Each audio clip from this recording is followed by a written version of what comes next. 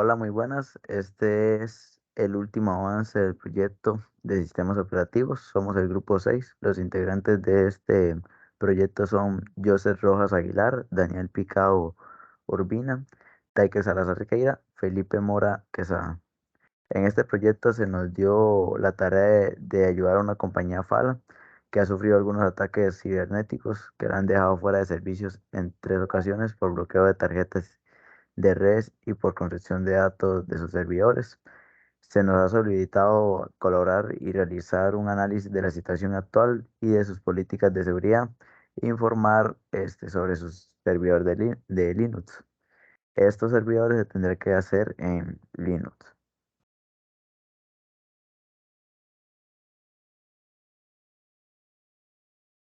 En este proyecto se ha hecho la creación de 3 máquinas virtuales. Dos son server y una es desktop.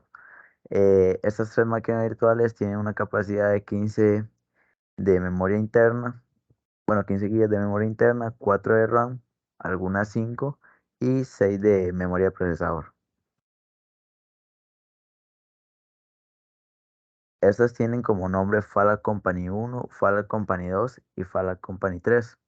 El nombre de usuario de estas máquinas es admin Fala y el password es 2023.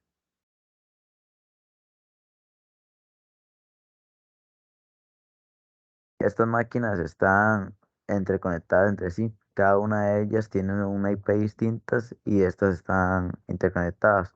La IP de la máquina del servidor 1 es 10.0.2.5. La segunda máquina ahorita tiene como IP 10.0.2.4 y la tercera máquina virtual, que es la desktop, tiene como IP 10.0.2.15. A continuación le mostraré que las máquinas están bien vinculadas.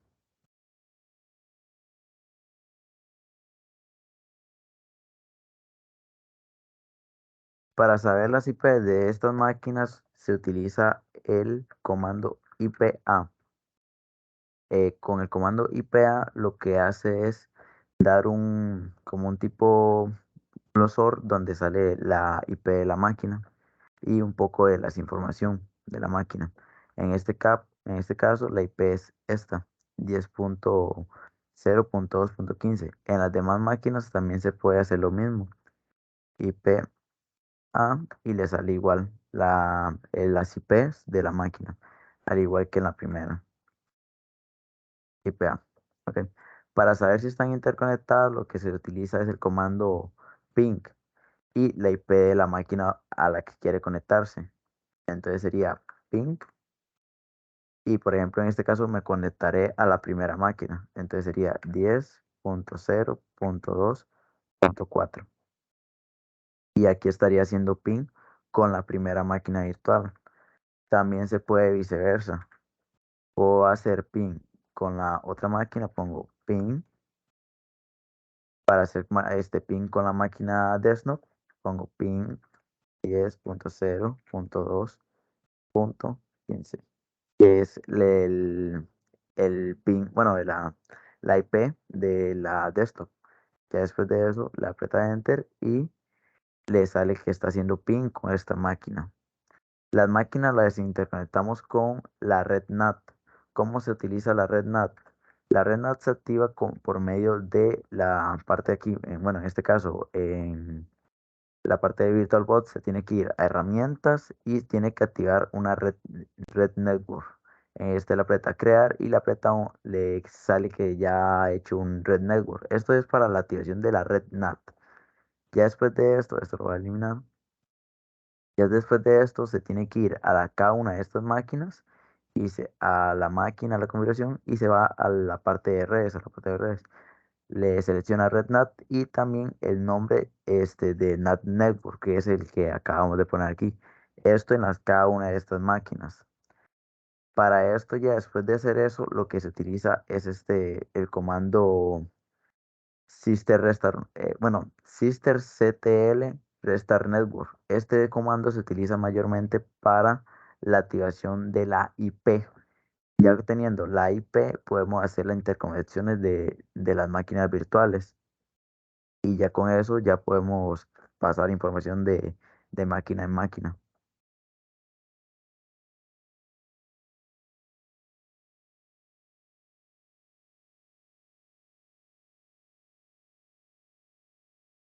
Bueno, ahora vamos a hablar de una otra herramienta que se usa en el proyecto. eh, es el caso del firewall. Esta herramienta generalmente ya viene instalada en Ubuntu.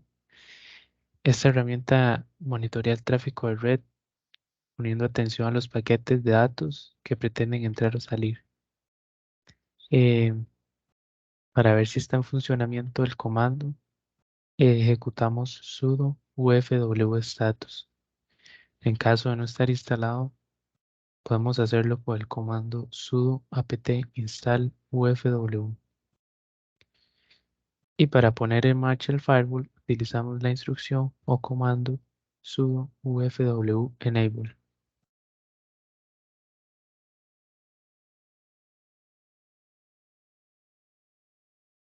Muy bien, a continuación vamos a hablar sobre la activación de la otra herramienta que se conoce como Lightpatch.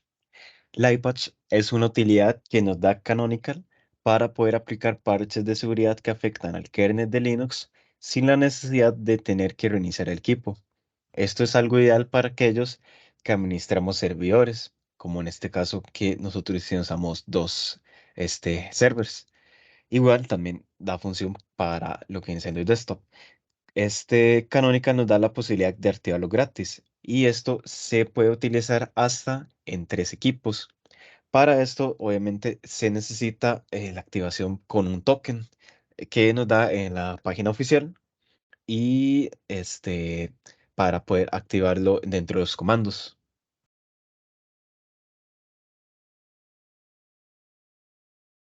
Los comandos que se utilizan para realizar la respectiva instalación en la máquina, primero se debe instalar la herramienta snapd. Ya con esta instalada, ya podemos instalar lo que viene siendo el Canonical Lightpatch. Una vez ya haber instalado el Canonical Lightpatch, tenemos que activarlo con nuestro token utilizado. Hay que recordar que se puede utilizar solamente en 3 máquinas. Después ya podemos hacer el uso del Lightpatch. Para hacer la verificación del estado de la herramienta, utilizamos el sudo Canonical Lightpatch Status. Y si queremos realizar un chequeo forzado de actualizaciones, escribimos el sudo canonical lightpatch refresh.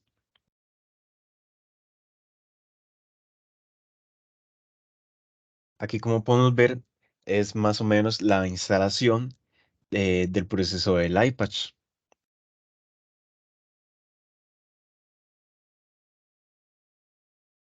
Y en este caso es como podemos ver que se activó ya el token y que ha funcionado exitosamente. Y como podemos ver ahí, el YALN status muestra que fue generado exitosamente y que no hay parches por el momento del kernel y que se hizo un refresh forzado por si no se hizo bien el status, pero en este caso no se aplicó nada porque no es necesariamente todavía hacer este tipo de chequeo. Ahora bien, como parte de los requerimientos técnicos que exigía el proyecto, había uno en específico que hablaba de la automatización de procesos utilizando scripts, que entre ellos, bueno, la de seguridad y la de actualizaciones. Nosotros, para hacer las automatizaciones usando scripts, decidimos escoger la herramienta de Crontab, que, bueno, ahí dice, es una herramienta de Linux utilizada para la automatización de procesos, que viene preinstalada por defecto tanto en el servidor de Ubuntu como en la aplicación de desktop. Y dado caso de que no la tengan instalada, utilizaríamos el comando sudo apt get install cron, y para ejecutar el cron, digamos, ejecutar crontab, entonces pondríamos el comando crontab-c.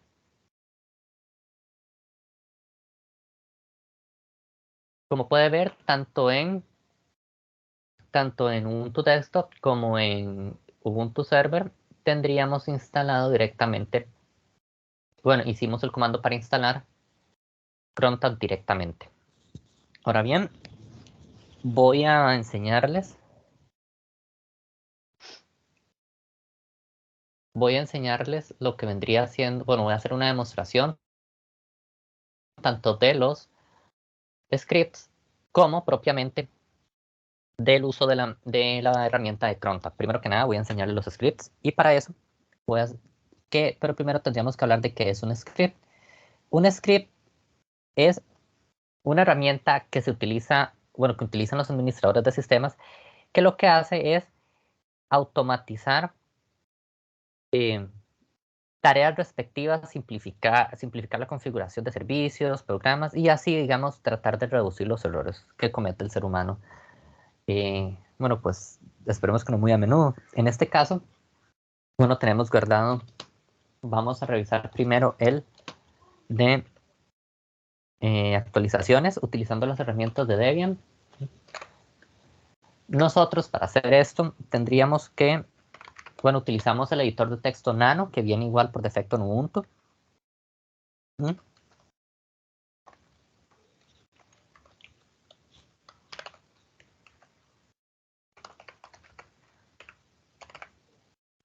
Muy bien, aquí tenemos, y voy a explicar a continuación qué significa cada uno de los comandos. Es importante saber que la primera línea que dice, bueno, que dice bin bash es una línea especial que se coloca siempre al principio de los scripts de shell. En este caso, por eso es el archivo es .sh, que lo que indica es que está basado en shell o la línea de comandos que trae Ubuntu. Esta línea lo que hace es indicarle al sistema operativo o el intérprete que debe ejecutar para el script, que en este caso va a ser el de shell para bash. Muy bien, ahora este es el de las actualizaciones utilizando las herramientas de, bueno, las herramientas de software de Debian. Tenemos en la primera línea, bueno, actualizar repositorios y paquetes existentes, que sería el sudo apt, bueno, apt-get-update, sudo apt get-update upgrade-y, que ese -y lo que hace es decirle, si nos aparece una cámara de texto preguntándonos que si queremos reemplazar o actualizar sí o no, eso automáticamente le da que sí. Luego tenemos el apt-update y el apt-save upgrade, que ese último comando, bueno, igual -y, lo que hace es que actualiza los paquetes instalados en el sistema y a la última versión que se encuentre disponible y resuelve también cualquier dependencia necesaria. Sudo apt autoclean, esto lo que hace es eliminar los archivos de paquetes que ya no son necesarios y que se han descargado anteriormente. El auto-remove -y, igual, este comando elimina los paquetes que se instalaron automáticamente y que como dependencias de otros paquetes, pero ya no son necesarios. Y por último tenemos esto que sería notificar al usuario con eco actualización del sistema completa. Esto es como en Python sería lo referente a un print en sus aplicaciones. Luego, vamos ahora a revisar el script de la seguridad, que este script se realizó, bueno, utilizando las dos herramientas, tanto Firewall como Canonical Lightpaths. Y estos son los comandos. Bueno, tenemos en la primera línea, por supuesto, el bin bash. Luego seguiríamos con el Lightpaths refresh, que ese comando actualiza el servicio de Lightpaths. Luego el default then incoming, bueno, que es en Firewall, que lo que sirve es establece una política de firewall predeterminada para negar todas las conexiones entrantes en ese momento. Luego tenemos el default allow.coin, que lo que hace es establece una política predeterminada para permitir todas las conexiones salientes. Tenemos el allow SSH, que lo que se utiliza es permite las conexiones entrantes al puerto 22, que utiliza conexiones de Secure Shell y un protocolo de red seguro que permite la administración remota del sistema. Sudo, bueno, tenemos el allow HTTP y el allow HTTPS, que este comando lo que permite son conexiones entrantes de puertos 80 y 443 que utilizan respectivamente HTTP y HTTPS. También tenemos, bueno, lo que es el sudo enable. Este comando lo que hace es activar el firewall y con las reglas que establecimos anteriormente. También tenemos el lightpatch status, que lo que hace es nos muestra, digamos, el estado actual del lightpatch y si hay parches de seguridad disponibles que aún no se han aplicado. Y también tenemos el status verbose, que lo que nos muestra es el estado actual del firewall, incluyendo todas las reglas establecidas que, bueno, anteriormente establecimos, y información detallada directamente sobre las herramientas establecidas. Ahora, lo que vamos a hacer es revisar directamente crontab y explicarlo cómo funciona. Muy bien, crontab, como ya dijimos, es una herramienta para facilitar la automatización. ¿Y cómo se hace eso? Bueno, una vez ya crontab viene con 5 espacios que en este caso estarían llenos de asteriscos, que es lo que indica es el tiempo o el ciclo que debe pasar, las condiciones para que se ejecute el archivo. Es decir, estas de izquierda a derecha tenemos que la primera es la hora, perdón, los minutos, luego tenemos las horas separados por un espacio, tenemos también el día del mes de primero a 31, tenemos el mes del año, que sería de 1 a 12, y también tenemos el día de la semana, donde 0 o 7 son o representan domingo. En este caso también es importante resaltar que si vamos a utilizarlo con formato de horas, utiliza horas, digamos, formato militar, o sea, un formato de 24 horas del día, de 0 a 23 en este caso. En este caso lo que le estamos diciendo al sistema es que se ejecute cuando sea en la medianoche, por eso al minuto, a la hora 0 y al minuto 0. Es importante también resaltar que para que se ejecute y se automatice, tenemos que indicarle qué tipo de archivo, en este caso, o qué tipo de extensión primero. En este caso, como es una instrucción del shell, tenemos que especificar SH y también especificar la ruta exacta donde se encuentra el script. En este caso, por ejemplo, tenemos el home, admin fala, admin update, para baja debian.sh. También se debe mencionar que estos, digamos, al automatizarlo a través de crontab, eso lo que va a hacer es correr el script, pero en segundo plano. En otras palabras, aunque nosotros no nos demos cuenta ni si se está corriendo o no, si se está corriendo, si se hizo bien la automatización. Y el mensaje, por ejemplo, como vieron, el que habíamos puesto en update, no se va a ver a menos que nosotros lo hagamos, a menos que nosotros ejecutemos el script de forma manual. Pero sin embargo, aunque no se vea, si está en crontab y bien configurado, sí se va a ejecutar según el lapso de tiempo que nosotros le pusimos. Vamos a hacer una pequeña prueba.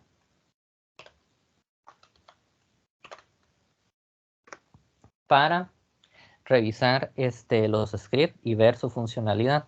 Para hacer eso y correr los scripts de forma manual, tenemos que poner /, bueno, tenemos que irnos a la ubicación, ¿verdad? Es donde está el script, y también es importante que el script tiene que tener obligatoriamente permisos de ejecución, porque si no, no se va a ejecutar ni en crontab ni de forma manual. Entonces aquí ponemos update.sh,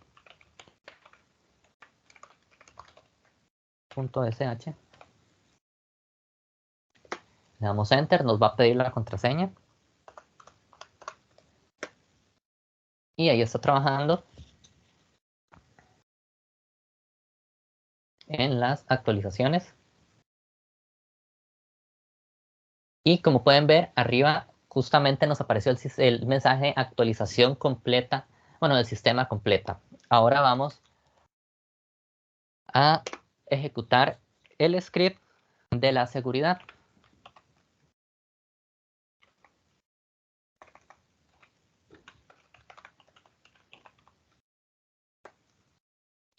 Ponemos el punto /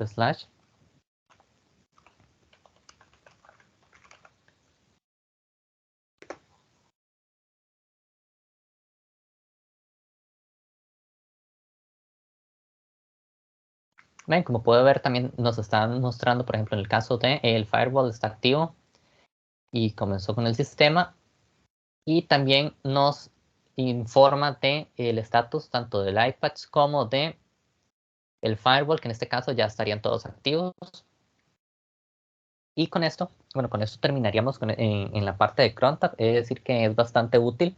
Sin embargo, no todos los scripts que se usan es conveniente automatizarlos, especialmente aquellos que, bueno, que más adelante, como va a explicar mi compañero, hacen referencia al monitoreo.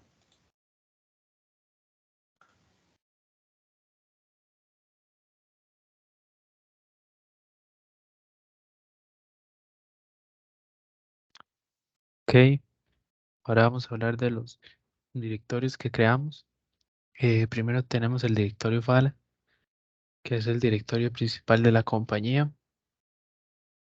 Luego tenemos los directorios creados para los usuarios, user 1, 2, 3 y 4. Tenemos también el directorio para el usuario admin, que tiene el mismo nombre, admin, y los directorios creados para las diferentes herramientas para su ejecución. Proceso, NetBlock, Security y Update. Bueno, ahora les vamos a hablar de, no es como tal, no es como tal una herramienta, es más que todo una modificación. Esta modificación nos va a permitir evitar el bloqueo de tarjetas de red o, o evitar una de las causas de las cuales se produce el bloqueo de tarjetas de red. Eh, Primero ejecutamos el comando sudo para convertirnos en usuario root.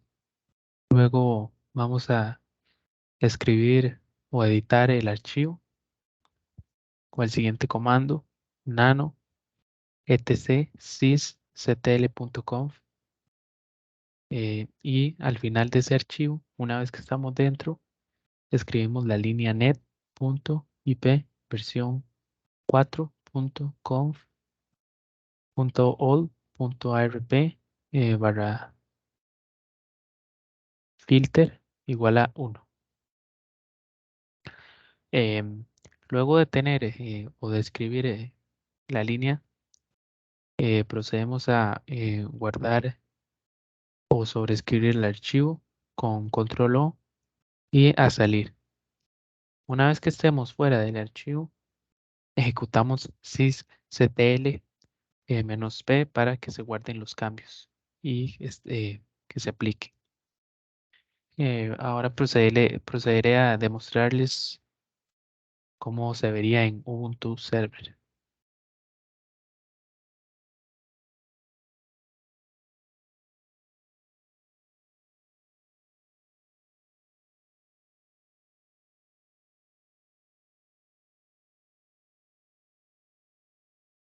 Ok, ya una vez aquí para economizarnos tiempo, ya somos usuarios root en este caso y ya estamos en la carpeta necesaria de nuestra parte, que sería NetBlock.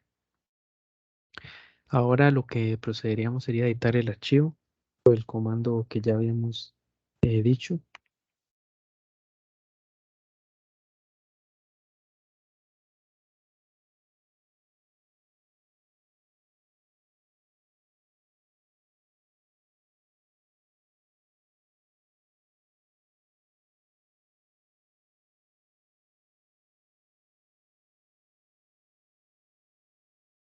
Ok, una vez aquí dentro nos dirigimos a la parte final del archivo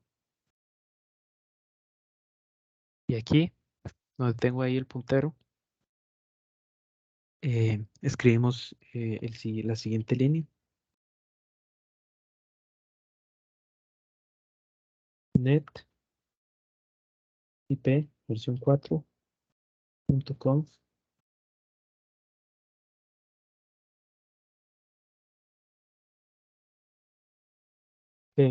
Una vez escrita la línea, presionamos control O para sobreescribir archivo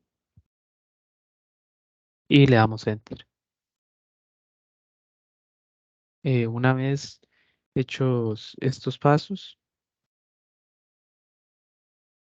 procedemos a salir del archivo, apretamos Control X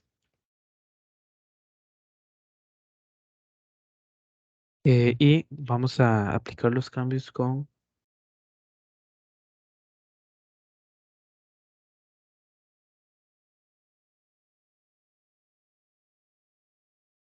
OK. Bueno, antes no lo había explicado, pero esta línea puede evitar que se bloquee las tarjetas de red debido a que, o evita una de las razones, que es que el tráfico RP generado por una máquina no se envíe a otra máquina debido a que la dirección IP de origen del paquete ARP no coincide con la dirección MAC de la interfaz de red.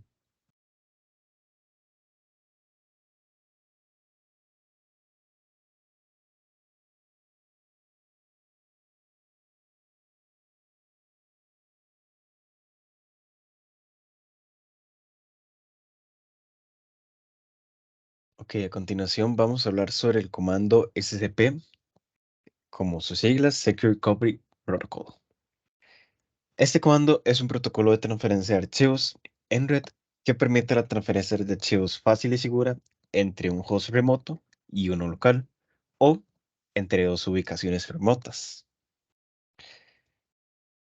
Esto se necesita un único recurso, que es que las computadoras estén en la misma red local por Ethernet o por la red inalámbrica Wi-Fi. Lo primero que debemos hacer eh, es que estas máquinas hagan pin entre sí. Y como vimos anteriormente, estas sí funcionan de esta forma. Después, como secundario, ya podemos proceder a digitar el comando SCP, ya que este comando es un comando que ya lo trae en la propia distribución de Ubuntu, como también en otras distribuciones.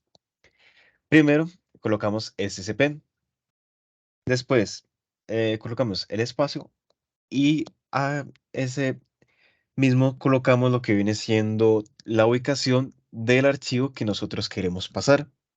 Una vez elegido el archivo, le damos a espacio, colocamos lo que viene siendo el usuario de la máquina que queremos pasarlo, arroba, y la IP de esa misma máquina que queremos pasar. Después le damos dos puntos y ahí colocamos la ubicación donde nosotros queremos transferir ese archivo para colocarlo más provisoriamente.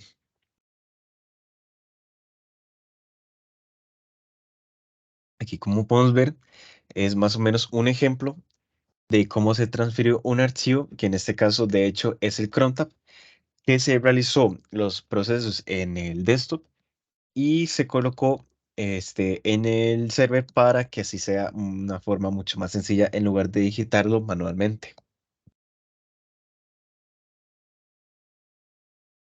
Ahora vamos a hablar sobre lo que viene siendo la monitorización de procesos en Linux. Esto lo que nos ayuda más que todo es obtener un rendimiento de estos procesos que permiten analizar y obtener información relativa a lo que viene siendo el estado del sistema operativo. En este caso se utilizan varios comandos prácticos que algunos de esos se utilizaron en los laboratorios de aprendizaje. De primero tenemos el uptime, que este nos ayuda a realizar información de carga del sistema, hora del sistema y tiempo de marcha, así como las cantidades de usuarios conectados. Después tenemos el comando time, que prácticamente nos da un término para mostrar el modo usuario y modo supervisor en términos de procesador. Después tenemos el comando top, que lo utilizamos en varios laboratorios, que nos permite conocer los procesos que están en ejecución y quién los puso en marcha. Luego tenemos el PS, que nos permite visualizar el identificador de proceso, conocido como PID, el terminal asociado, que es el TTY, y el tiempo de uso de CPU. Después tenemos el VNstat, que brinda informes sobre la memoria física y virtual, así como el intercambio entre memoria y disco, que es el swap. Después tenemos el comando free, que muestra la cantidad de memoria libre y usada que tiene el sistema, y además también permite visualizar la memoria caché y de buffer consumida por kernel. Después tenemos el comando df, que provee información relacionada al uso del disco duro. Después el comando lo que nos da es la información sobre esa cantidad del espacio utilizado por los ficheros y archivos en el disco duro. El comando hdparm nos permite que al usuario modifique parámetros en el disco duro, como las particiones, por ejemplo. Y el comando, y el comando w nos permite saber cuáles son los usuarios que están conectados a la computadora y además los usuarios correspondientes de cada uno. Y en Piestat muestra las actividades del o los procesadores de los núcleos que se cuentan. Este último, de hecho, tenemos que instalar una herramienta anteriormente para que funcione. Ahora voy a mostrarles cómo se hizo la realización de esta monitoreo con un script.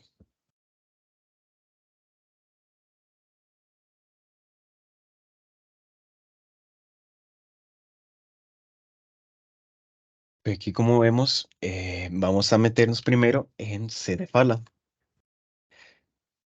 Nos metemos en admin, aunque antes de esto, una mención interesante es que en el caso de los permisos, solo admin podemos acceder en mob privilegiado, y los usuarios están para que se puedan acceder en función pública. Entonces nos metemos en admin y vemos lo que dicen las carpetas, y también de hecho podemos ver que estas carpetas también están en forma admin para evitar así robo de información, o que solamente los administradores puedan utilizarlas para realizar los procesos indicados. En este caso vamos a meternos en la carpeta de process. Aquí tenemos lo que viene siendo un script y un archivo texto. Primero el script, que es prácticamente toda la información de los comandos y que se van a ejecutar, y un txt, que es prácticamente un backup para poder ver lo que viene siendo todos estos scripts realizados, bueno, los comandos. Entonces, primero vamos a ver lo que viene siendo el comando de monitoreo. En este caso, como explicó anteriormente el compañero, el echo es para realizar como un tipo print que se utiliza en los programas de Python. Entonces, en este caso, se utiliza bastante para más que todo realizar un proceso limpio y que se puedan ver los comandos de forma más ordenada, y así no que se muestren tan pegados. Entonces, aquí, como podemos ver, están todos los comandos mencionados anteriormente. Y bueno, aquí hay algo extra que es el lsblk, que nos permite hacer un chequeo de de los dispositivos de almacenamiento. Y en el top, como sabemos, el top, cuando nosotros vemos, está una interfaz gráfica, y en este caso solo puede cerrarse con el control C. Y como esto es un proceso automático, lo que vamos a realizar es el comando top-n, y el tiempo realizado en este caso son 3 segundos. Y por acá tenemos lo que viene siendo el comando para guardar el backup, que en este caso utilizamos el sudo time punto guión asterisco mayor que, y el nombre del archivo que queremos darle. En este caso voy a hacer una adición para realizar un segundo txt. Entonces lo que hacemos primero es sobreescribirlo y lo guardamos. Entonces, en este caso ahí tenemos los archivos por el momento realizados, y vamos a correr lo que viene siendo el monitoreo, que son los scripts. Aquí se va corriendo todos los comandos. Aquí se está ahorita corriendo lo que viene siendo el top. Aquí nos pide la contraseña. Tenemos la contraseña de forma administrativa. Y en este caso da varios procesos que se están realizando de lo que vienen siendo todos los comandos. A veces esta parte se queda el comando pegado, con lo que debemos nosotros darle control C para que este se pueda realizar. Entonces, en este caso, ahora voy a limpiar esto para que se quede un poco más limpio y vamos a darle ls. En este caso, como podemos ver, se acaba de crear el nuevo archivo que es script backup 2, que es el nombre que nosotros le pusimos, pero nosotros primero debemos darle lo que vienen siendo los permisos para poder ejecutarlo. Entonces, en este caso, vamos a darle chmod 700 y el nombre del archivo. Ay, aquí más o menos me equivoqué.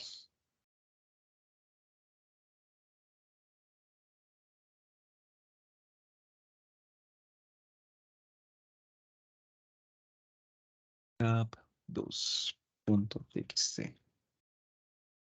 Y ahora ya está en verde, entonces ya podemos abrirlo.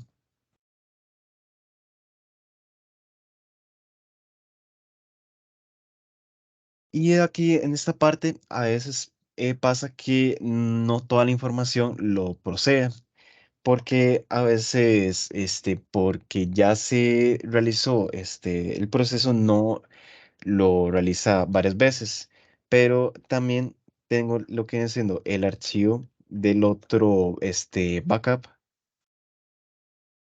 que vamos a abrirlo.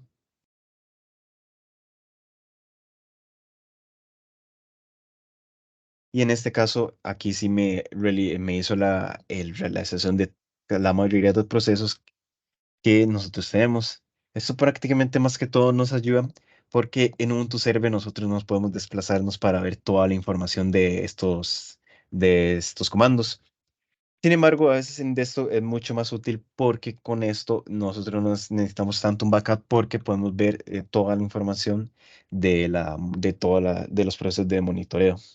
Y con este caso sería toda la finalización de la explicación de monitoreo.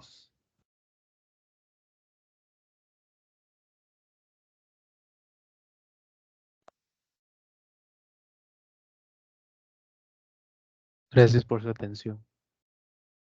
Muchas gracias.